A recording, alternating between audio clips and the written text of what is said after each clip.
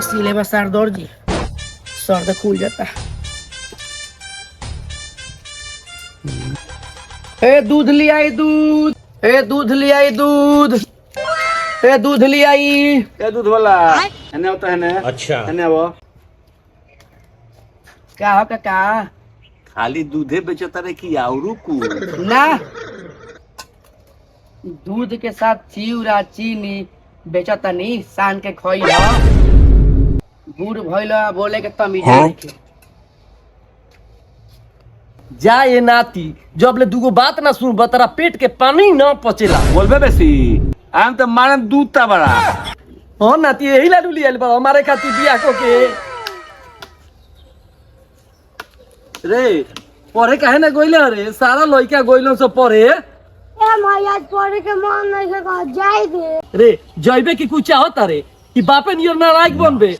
हमर कोरम फूट गइल कि ओकरा से हमर बियाह होई। अच्छा माई जाता नहीं। जो नतिया के बेटा जो पढ़े जो। भौजी दूध लेबू? कैसे दूध देबो?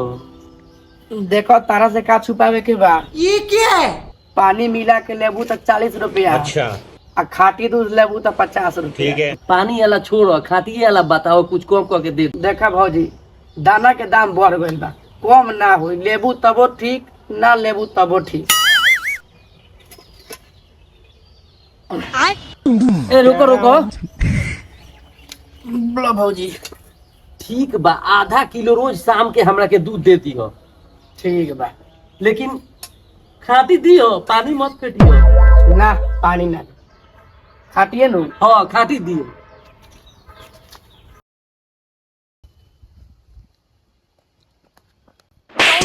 सुनो तारे कोरिया, खाली मुकुरिया सुता रहे कि हसुआ में दांत कटवाइबे। गेहूं काटे के दिन होता कि कपार से अपना गेहूं कटबे रे। हम संतोष पागल ना हई। हसुआ दे चिलो म चिरा तनी हो कहला पर चिनाई लगता। छोड़ दी तो नतिया के बेटा हमरा घर में कोनो इज्जत नहीं के। घर हंसुआ नतिया के बेटा आ जाके दांत कटवा के लिया जो। अभी मदद है भाई, अभी मदद है। लेकिन ये साला कर क्या रहा है? आओ भाई, हसुआ लगे कहाँ बा? ये जा तनी हसुआ में दांत कटवावे। कहूं के कटनी निष्कान गइल बा। अच्छा, अरे तो हसुआ के दांत बाद में कटाई, अभी मार लिया आइल बनी चले के। दोनों आदमी मार ले के ठीक बा। अरे कटात रही दिन भर तक टाइम बा। यही जब वो इठा आ जाए नो ये छोड़ा ना मार पियो। कोई चीज ना लिए ले जा अच्छा मारो हिनो मारो। खत्म। टेढ़ाओ।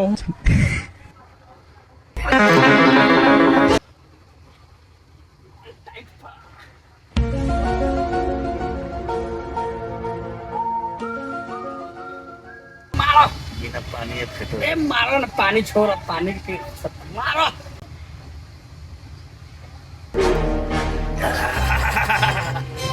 अब ठीक। अरे देवा ये गड़बड़ बाबा।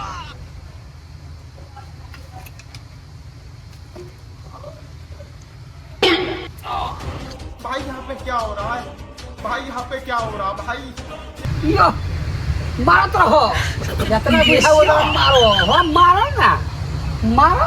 खत्म। हाँ मारो, मजा बात। दांत कटा के हमार कटाइयो। चलो मारो, मारो मारो। Bye bye, tata, goodbye. सुबह से शाम हो गई, बुढ़वा अभी ले हंसुआ में दांत कटवा के ना आइल। ना की कहा रे मई? रे देखना रे बुढ़वा कहाँ रह गइल। ठीक बा, जाता नहीं मई। जो जो जो जाके देख। बाबू, हे बाबू, यही से माई मारा लंगर आगे। सुबेरे से शाम हो अभी मारते हमसे हम दांत करवा के ना भाई। हे बाबू, आय बा। हे बाबू, ओ भाई कहाँ से दारू मिल गए रे? आई हॉस्पिटल में दांत ना करवैला हो। जाता नहीं माई के बुला लिया, अपने पीढ़ी तो बुझाई। भाई रे बाबू दारू पी के पटाइल बड़ा। दारू पी ले बा। हाँ चलता चलता चल देखा चल। अब नहीं देख हई बाबू के कारनामा। जोरे कोरिया तोरा के देनी हम हॉस्पिटल में दांत कटवावे के अते पी के ढम लाइल बारे।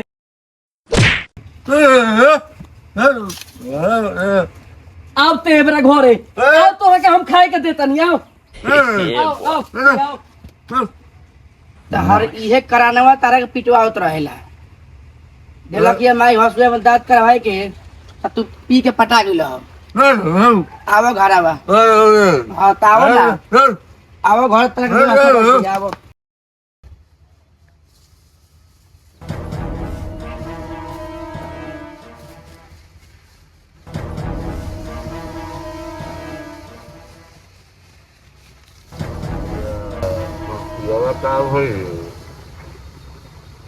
तो भोरे जाए तो मैं अगला बोल के नहीं आ चलो अभी मजा आएगा ना भिड़ो।